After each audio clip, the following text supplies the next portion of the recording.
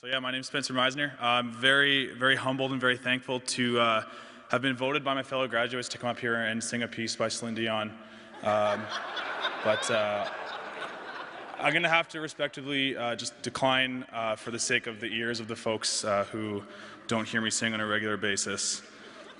It's not good. You can ask my roommate. Brad, are you here? No surprise. So I guess I was asked to just share a little bit about my Briarcrest experience. I was in grade 12. I'm from Regina, so I wasn't too far down the road, and I had a high school teacher ask me what I was going to do with my life, and I had no clue. Just zero aspirations in life whatsoever. And he said, "Why don't you try going to Briarcrest?" And so I just, without even looking into it, I said, "Yeah, sure, that sounds like something." So I came to Briarcrest, I applied and got in, thankfully, somehow, and walked into Briarcrest with just a plan just to come for a year. I'm sure you've heard that before, and you come for a year and stay for 6. Oh, sorry. Come for a year and stay for 4, I guess, is normally how that works. But I stayed for 6 years because I'm weird. And I came here with, again, just no idea what I was going to do. And they asked me to declare a program when I got here, and I didn't realize you could just come and just take classes. So I was like, youth ministry. And they're like, "Okay, great," and they put me down for it, and then I just got signed up for classes, and I started taking youth min classes, and I loved it right away. So thankfully, God was kind of prodding me to do that, and I've loved my time here ever since. There's a reason that almost every one of these grads that walked by said that their favorite part of Briarcrest was dorm life or community.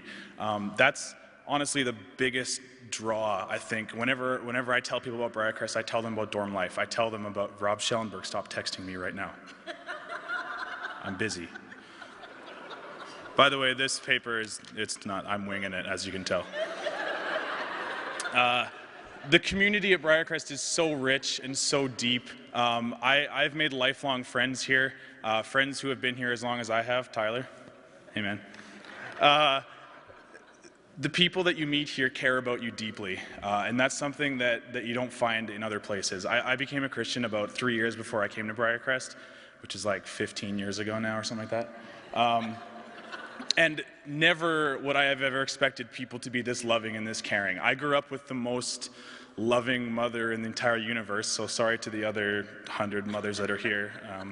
But even in comparison to how much my mom cares about me, people in your dorms and people in your life that you meet at Briarcrest care about you so much.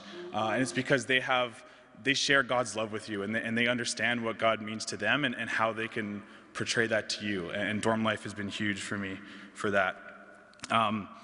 There's lots of great people that you meet in dorm. I'm sure your kids will tell you about that. People at Briarcrest will tell you about that. There's lots of great mentors. There's great RDs. There's great RAs. There's great everyone in dorm and in the community. And there's also a lot of terrible people that you meet in dorm. And I say that, I'm not going to name names, but I say that because dorm life, living with 30 other guys or girls, means that you have to be challenged quite often. And I spent a lot of time in dorm. My full 6 years that I've been here, I've spent it in dorm. I'd never wanted to move out because I understood how much dorm meant to me. And so I've run across some pretty strange people over my times here. Thank you for laughing at all my jokes, by the way. You're my favorite person. It challenges you because they live a lot differently than you do, and you may have a lot of different opinions than they do. And Briarcrest is a place that what you're learning in your classrooms, when you're digging into scriptures with your RAs, with your friends, with your teachers, you learn that we're supposed to love people, and living in dorm and living in this community gives you a chance to actually put that into place. Trying to love people who really suck gives you a really good opportunity to realize that maybe you shouldn't see them as someone who sucks. Maybe you should see them as God's child, right? And clearly I'm not there yet, but dorm life is fantastic for that. And don't take me in as an example because dorm life is a really, really good thing. Just a couple more things. You will never find a group of people who loves you as much as this group of people does. So treasure your years here. Briarcrest is fantastic. There's a reason that I've stuck around as long as I have, just 3 classes a semester, just trying to stretch it out as much as possible, because I love Briarcrest a lot. And there's a good chance I'll probably end up living here the rest of my life and probably dying not far from this chapel. So please treasure your time at Briarcrest. Now that you're leaving, come back for a master's in something, because there's lots of master's degrees, I hear. Please enjoy your time at Briarcrest. Spread the news, spread the word of Briarcrest, because I've loved my time here, and I really hope that you have too. And I feel like we need to get other people to experience the interesting community that Briarcrest has here.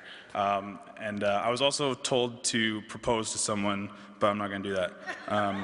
So sorry, Cheryl Crocker, it's not in my speech.